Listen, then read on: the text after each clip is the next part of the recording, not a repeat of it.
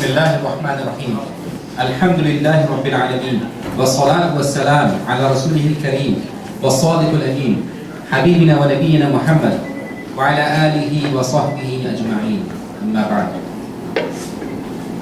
Unfortunately, it's always easier for a person to expand upon what they have compiled and speak it in a large amount of time. All they need to do is slow down their voice, give greater pauses between sentences, and you can fill up the space.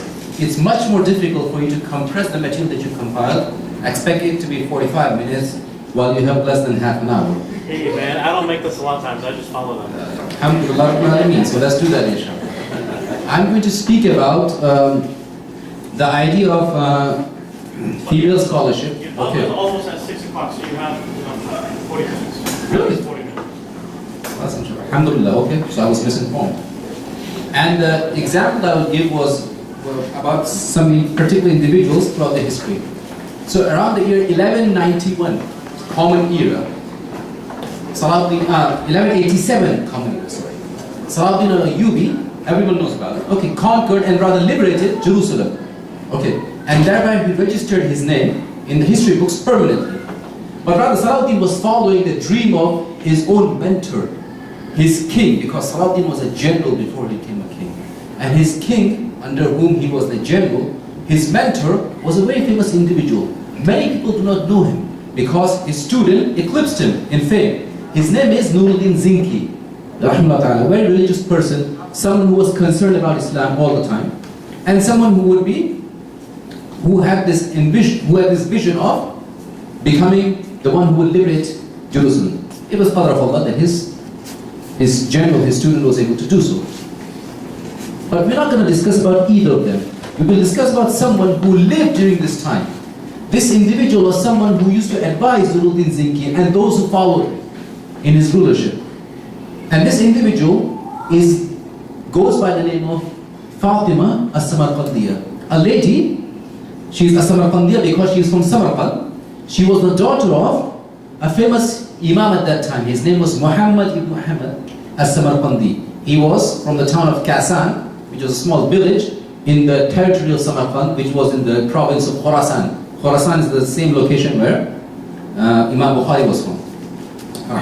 Rather, it was from Bukhara that Samarkand was. And so, who was Fatima Samarqandiyya? We do not know her date of birth. Okay, generally that is the case because why do you think we will know the date of death of an individual, but not the date of birth?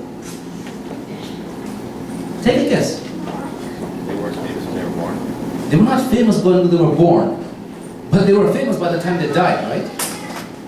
And they're usually, okay, but the only reason you record the date of death of someone is because he was or she was a person of prominence. And so, we do not know when she was born, and to be honest, we're not even exactly sure when she died. But her father, as I said, was Muhammad ibn Ahmad. He was a great alim of that time, and he was a faqih from the Hanafiya. He was a Hanafi faqih. He had written a book called Tuhfatul Fuqaha. The book was a primer, a small treatise on Hanafi fiqh, but it gained tremendous prominence during his own time, and he became famous because of that book. And students from all over the locality and farther regions of Islamic empires would come to seek knowledge from this man, Imam Muhammad ibn Ahmad al-Samarqandi. He was known for his righteousness, and he was known for his knowledge. And he was also known for one more thing, that he had a beautiful daughter. His daughter Fatima was renowned for her beauty from very early age. What we did not know at that time, or rather what history did not know at that time, was that he was teaching her and imparting the same knowledge, all of the knowledge that he had collected in his own time. So by the time she grew up, by the time she became a mature young lady, she had mastered and memorized the Quran, she had mastered the Hanafi fiqh, she had mastered hadith, and she had been learning it to such an extent that she would often correct her father if he made a mistake while he was giving a lecture. So she was renowned for her lineage because her father was a famous man, and she was renowned for her beauty. And what's also known about her that she had excellent handwriting. And you will find that interesting, that in the past 14 centuries, nothing has changed in Islamic history. Men always have bad handwriting for some reason. And women always have excellent calligraphy. And she was renowned for this as well. And it's no surprise that when she grew up, many people would seek her hand in marriage. And they would range from the rulers, as well as the governors, the military leaders, the businessmen, and the scholars. And they would all seek her hand in marriage. And guess what? Her father said no to all of them, except one individual. His name was Abu Bakr. He was from the same town, Abu Bakr al-Kasani. He was one of Sheikh Muhammad's poorest students. So he was a student of her father, one of his poorest students, and he had almost no money. But when he proposed, the father accepted. And so the question arose, what would be the mahar, what would be the dowry of this young woman? And because the man had no money, listen to her intellect. What did she demand?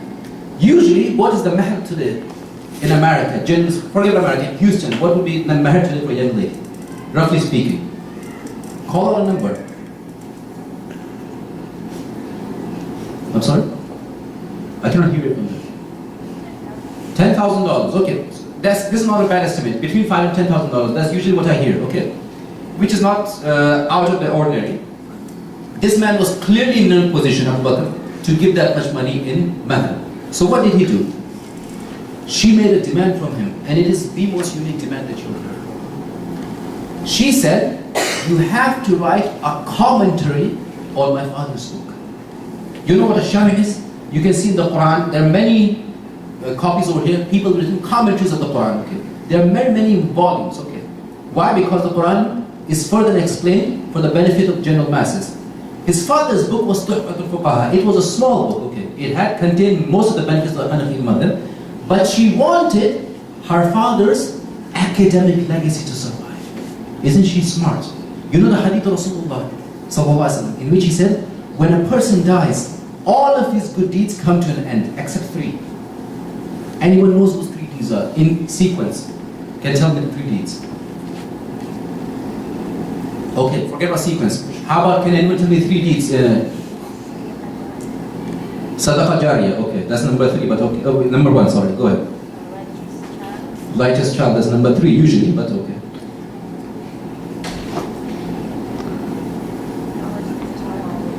Knowledge that he leaves behind. Okay, so the 3 points, the Prophet said that when a person dies, all of his good deeds come to an end except 3.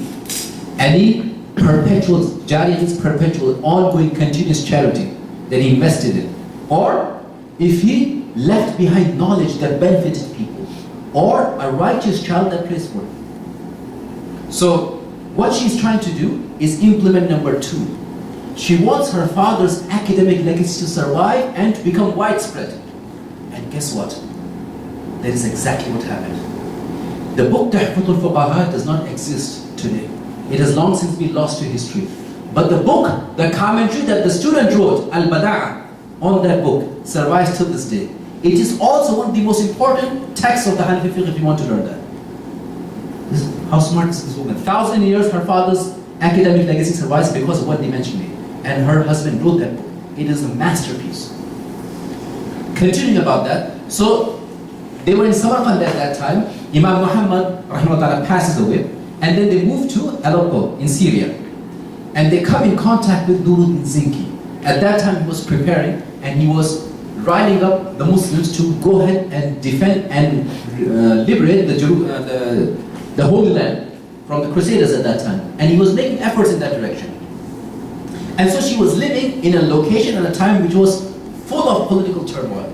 And so you can imagine this, if you investigate history, the times in which knowledge spreads the least, or rather decline happens the most, is during wars and turmoil, and political turmoil. Why? Because the scholars do not have time to teach. They don't have time to write books. The only thing they can do is defend the ummah. They can educate people on immediate problems. They don't have time to discuss fiqh and hadith. Why? Because the ummah is suffering at that time. And so what's interesting is, her star became more and more bright during this period, during such a tumultuous period and region, where everyone's fighting and disputing. She's becoming famous and gaining fame. And gaining fame. Why? Because of her intellect and because of her knowledge. So a few things that we discussed, the factors that shaped her life. First and foremost is that she grew up in a scholarly home. An important point. I don't see any older gentlemen over here, So for those of you who will inshallah become older gentlemen, take this inshallah, record this in your memories. Whatever you learn, okay, make it a point that you will teach your children. And you will teach your children not when they grow up to become adults, you will teach them while they're young inshallah. Especially about religion. This is exactly what he did. This is from his intellect. This is from his investment. This is from his intelligence. That he made sure that his daughter knew everything way before she grew up to become a scholarly individual herself. I ask you, look up and check how many imams today, how many scholars today have children who are knowledgeable. I'm not even talking about men, boys, I'm talking about girls, I'm not distinguishing between genders, even children.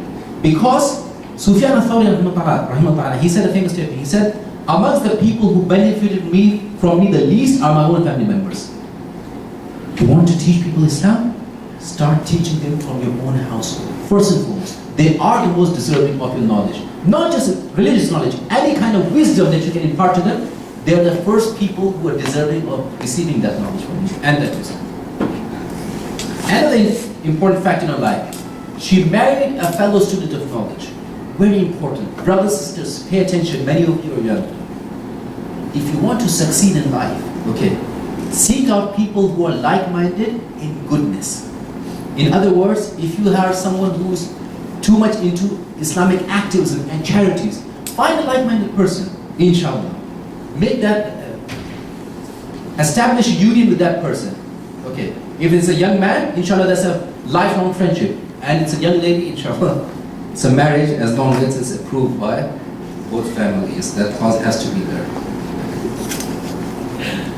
Another important aspect is this: get involved in your communities.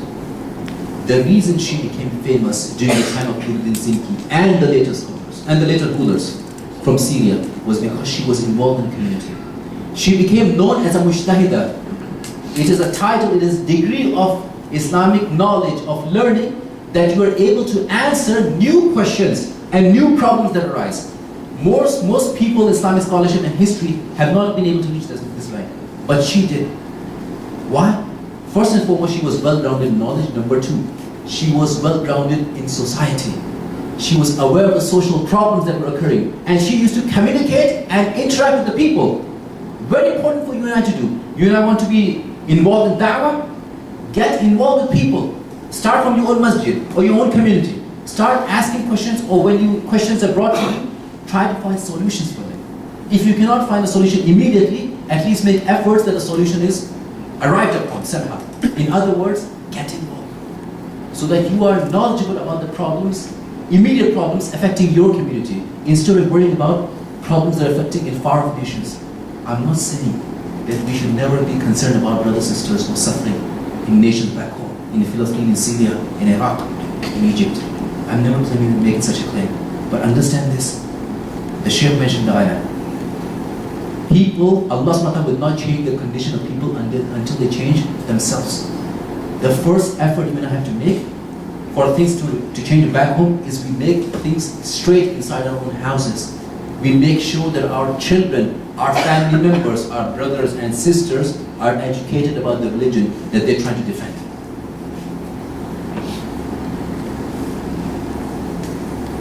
She became known for her knowledge to the extent that her husband would be teaching in the masjid and she would be sitting on the woman's side and he would make a mistake. She would nod. And then she would say, go back.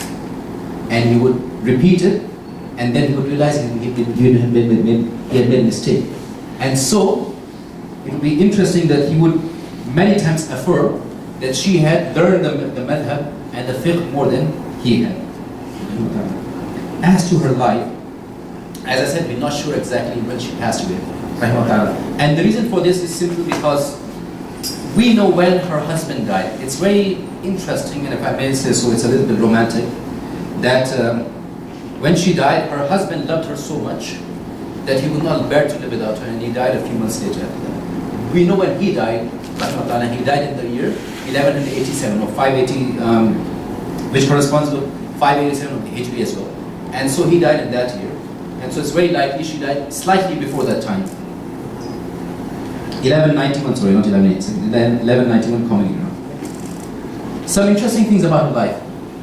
When her father was alive, okay, he would give a fatwa, and he would sign at the bottom. He would sign his name. This is the ruling, and his name Muhammad ibn Ahmad as-Samarqandi. And oftentimes he would consult with her while giving a fatwa. So he would mention her name at the bottom as well. Muhammad ibn Ahmad as-Samarqandi and Fatima Samarqandiya. This is their fatwa. Then when he died, and she was married to her husband, the two of them would get fatwa together. But out of respect for her, the husband, he would sign underneath her name.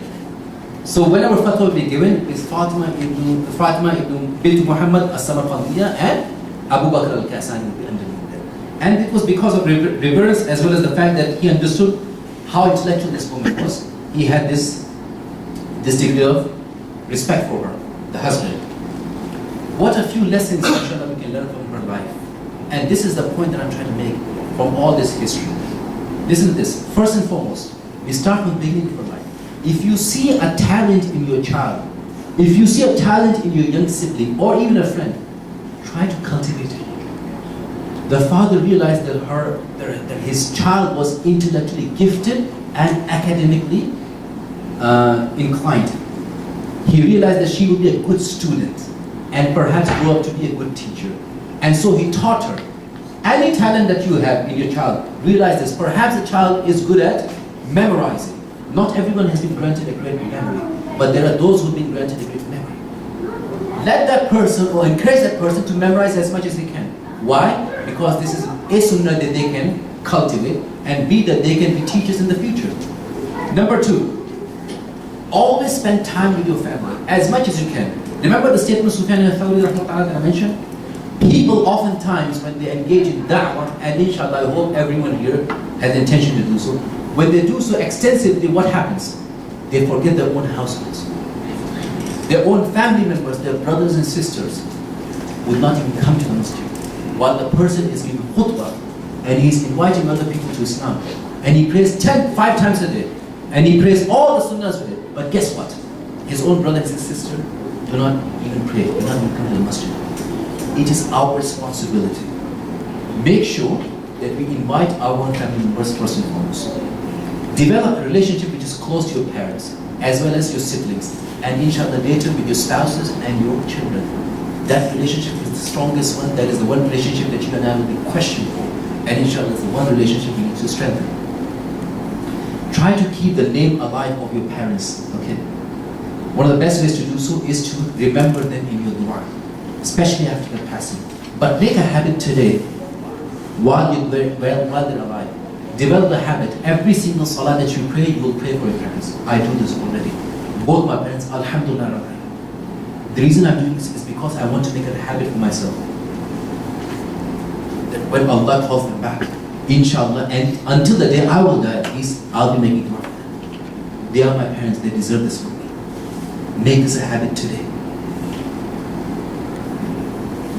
She, rahimahullah, was an excellent example of a good daughter and a good wife. I know living in America, it's difficult to say the word. She's an obedient daughter and obedient wife.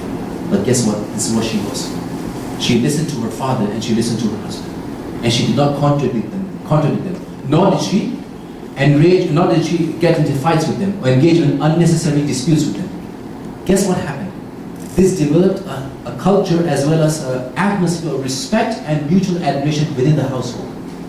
That's why all three of them progressed. The father, the daughter, and the husband. Oftentimes, you will see the most knowledgeable of people. Remember what the Shaykh said? That they're giving da'wah, the scholars, okay, but they're dictators within their own houses. This is oftentimes what happens. And so I'm addressing the brothers, first and foremost. Make sure of this, inshallah. If Allah gives you a daughter, and ask Allah to give us all daughters as children. Make sure you have an open ear for her, and make sure you teach her the best of what you have learned, and you be the example for her, not just her mother. Very important point, especially directed towards the sisters. A woman should not be given more chances in life because she's a woman. You and I are surrounded by this phenomenon. This is known as extreme feminism. They're trying to insert women into positions in which they're not qualified. We are talking about this woman today because she's qualified, because she was righteous, and because she was deserving of this mention, not because she's a woman. She was a religious woman. She was knowledgeable, and she demonstrated that time and time again. And that's what we're discussing her, not because she's a woman. Oftentimes today, what we're suffering from, the extensive feminism has crept into our own societies, and people are pushing to put other people into positions of leadership that they do not deserve, including women in positions of leadership that do not deserve.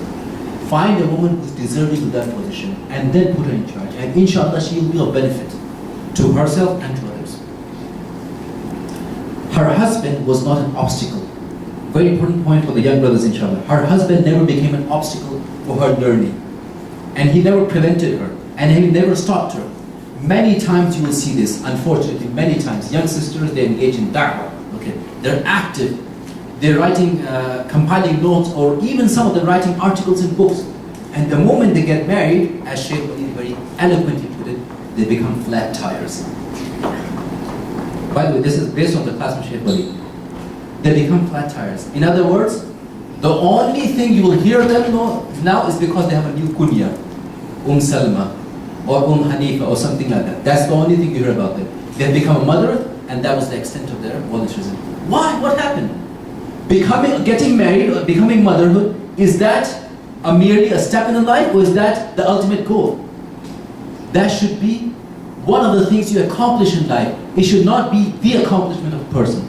In other words, sisters should not stop when they become mothers or wives or even grandmothers. And I know some grandmothers who, mashallah, are active in the community.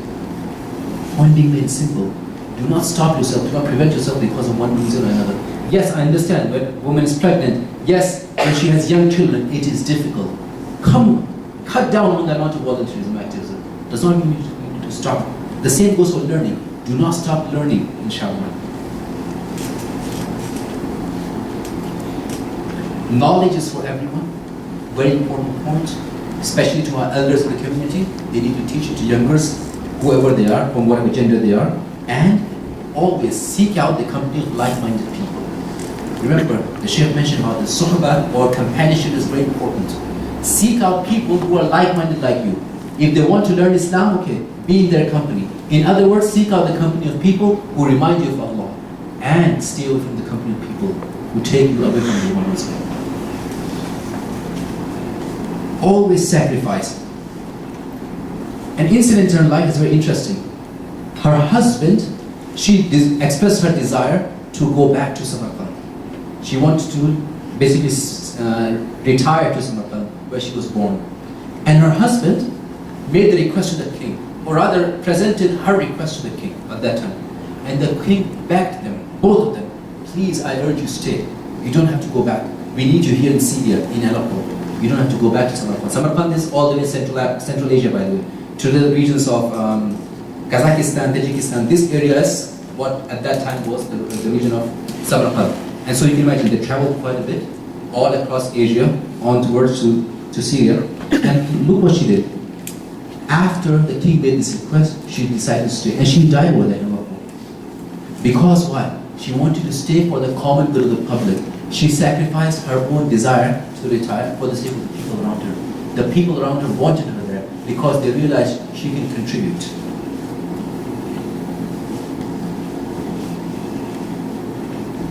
What important point. I wish there were elder brothers over here, but they're not here, so I will make it a point that you take it to elder brothers.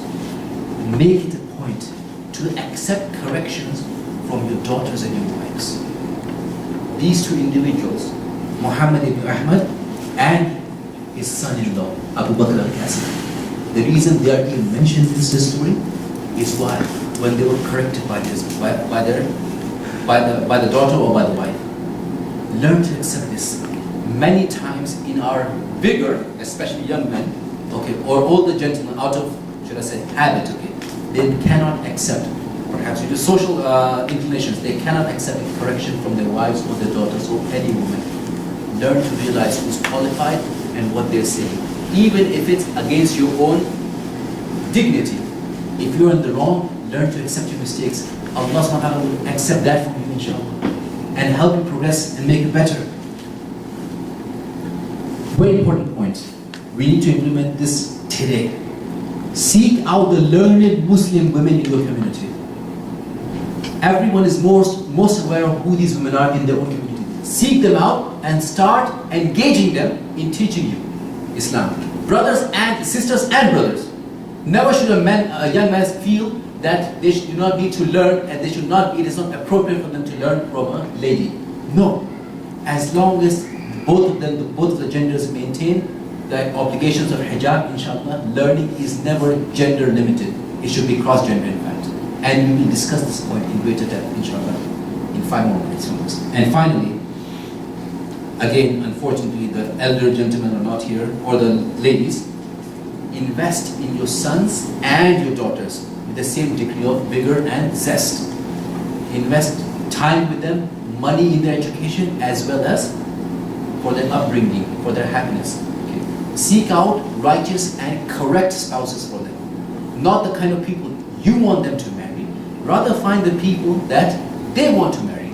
As long as the two of them maintain the obligation that Allah has deemed upon them, let the two of them marry.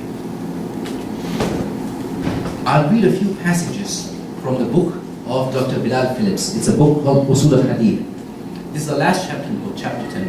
And he mentions, he's compiled a great list of female scholars for the centuries and makes an excellent point at the end. We'll get to that point. But listen to these passages with me. He begins the chapter.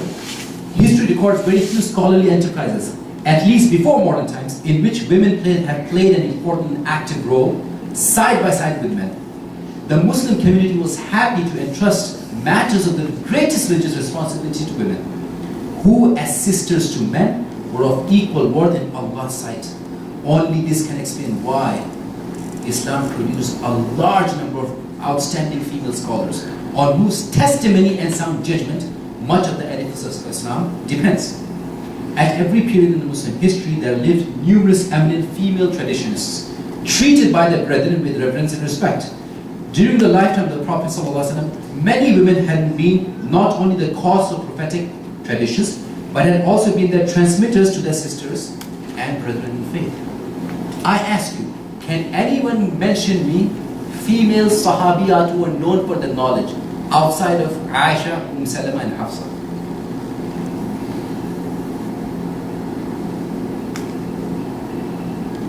Really? I'm sorry? Arabia, which one?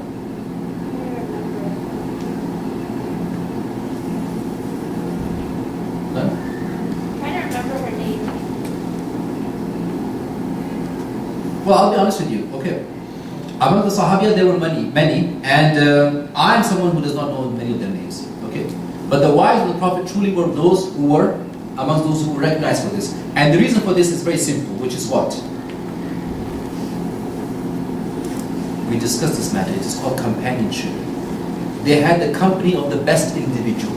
They had the company of the source of religious knowledge, of Rasul sallallahu alaihi wasallam. Therefore, it is not. That is therefore.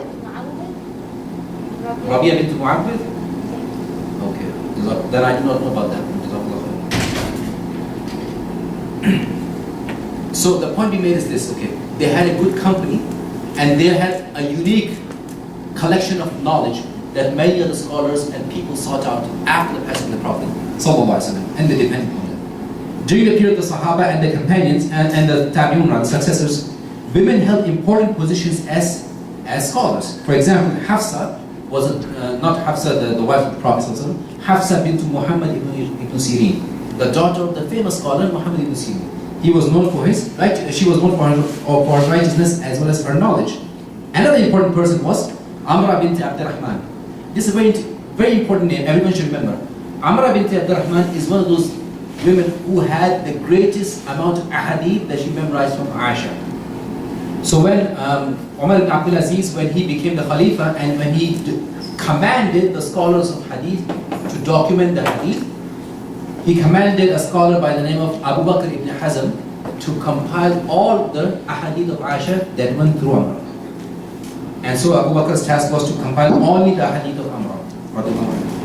All the important books of hadith and the people who compiled them, Sahih al-Bukhari, Sahih Muslim, the four Sunnahs, and the Mu'jam collections, the Masani, so on and so forth. All of those collections, you will find them narrations from women scholars, or going through women scholars. And all of these famous compilers of hadith, they all had immediate teachers who were women. Imam Ibn al-Asakir, the famous historian of Damascus, he tells that he has studied under 1,200 men and 80 women, and he obtained the ijazah of Zainab bint Abdurrahman for the Muwatta of Imam Malik. Imam al-Suyuti rahmatullah studied the Risala of Imam al-Shafi'i with Hajir bint Muhammad, and Afiquddin Junayd, who was a traditionalist of the 9th century, he read Sunan al-Darimi under Fatima bint Ahmad. Ibn Hajar rahmatullah compiled in his time a short treatise of biographies of famous women around his locality, and in that he compiled 170 female scholars. Amongst them were 55 of them were his own teachers. In fact, Ibn Hajar rahmatullah studied in his lifetime from 660 scholars. 660. Amongst them were 55 women. His own wife was known to be a great muhadditha. In fact, it's renowned that she used to graduate one entire batch of students every year in Sahih al-Bukhari. So her expertise was in Sahih al-Bukhari. Ibn Taymiyyah rahmatullah mentions this, rather his biographers mentioned it, that Ibn Taymiyyah, known for his ability to answer questions, he used to put in extra effort while preparing for lectures because of one particular student. He had a female student who, when she would attend, Ibn Taymiyyah actually started sweating because of her difficult questions. When she was there, she was the most intelligent, one of the most intelligent students he had. So she used to ask the most difficult questions, and he would put extra effort in preparing lectures because of her. Ibn Kathir mentions in great detail the academic accomplishments of his mother-in-law. His mother-in-law was a famous scholar at that time. She was married to a great imam. His name is Imam al-Mizzi, who happens to be a student of Ibn Taymiyyah, as is Ibn Kathir a student of Ibn Taymiyyah. And his mother-in-law, Ibn Kathir, the one who wrote Tafsir Ibn Kathir, everyone reads about it. He mentions with great reverence his mother-in-law, who was a renowned personality at that time. What's interesting is this is how he concludes this book. Dr. Bilal, he says, so far as may be gathered from the sources, the involvement of women in hadith scholarship, as well as in other Islamic sciences, seems to have declined considerably from the 10th Islamic century Hijri onwards, which is around 1500 Common Era. Biographical dictionaries of eminent persons of the 10th, 11th, and 12th centuries of the Hijrah, respectively, contain the names of barely a dozen eminent women traditionalists. In 3 centuries, many books of biographies have been written talking about the famous male scholars. Amongst them, barely a dozen have been mentioned. 12 female scholars. What happened? Dr. Sayyid Akram Nadwi, he's one of the leading scholars of hadith in our time. He's alive, rahmatullah. He's from he studied in Nadat al-Ulama in India. He compiled a book which is called Al-Muhaddithat. It is a 40-volume book. Imagine, one of these volumes, he's compiled a 40-volume book documenting the lives of only the female hadith scholars. In his book, he mentioned the same fact. There's a sudden decline in the past 500 years in Islamic scholarship when it comes to women. I'll put a few questions to you and let's see if you can answer, and this will be the end of it. If anyone were to ask me, and I know someone might ask this question, so I'll answer before you ask. What do you think is the cause for decline in Islamic and female scholarship in Islamic academia? I would say I'm clueless. And the reason for this is, see, this class was taught to us about 5 years ago. For 5 years I've been pondering this question. I'm not exaggerating. I have not been able to pinpoint a single thing. Okay, we can say perhaps male chauvinism might have been a cause for it. Yes, there have been certain scholars of prominence in Islamic history who held the notion that perhaps men were more qualified to be in the positions of Islamic leadership. But these are an insignificant minority. All scholars who have any degree of understanding, whether they be men or women, understood that women had a central role, rather a parallel role to play in Islamic academia. And they never considered this aspect. So you tell me, what do you think could be the issue? And you know what? Go ahead. I was going to say, I think it's more cultural. Like, I know Arabs, it's just more like cultural for like women to stay at home. I agree with what you're saying, that yes, cultural could be a reason, okay. And you're giving the example that Arab are the ones who favor women staying at the home. I would say that is not accurate. Muslims generally in the past few centuries have insisted that women need to be at home. You know what? It's a fiqh discussion. We're not going to go into halal and haram on this. Okay. There's no problem in a woman spending majority of the time inside the house as long as she does not do so at the expense of learning her own religion. We know from the hadith of Aisha, she said, may Allah have mercy on the women of Ansar. Haya did not prevent them from learning in their own religion. Who has more haya and more righteousness? The women of Ansar or the women of Muslims who have existed past 2 centuries? Scholarship cannot be dependent upon, how should I put it? Traveling, Female scholars used to travel. And the example is Fatima Samarqandiyya. She learned from all the major scholars of her locality, and her father made sure that she was not deprived of education, even when traveling, as long as they maintained the rules of hijab.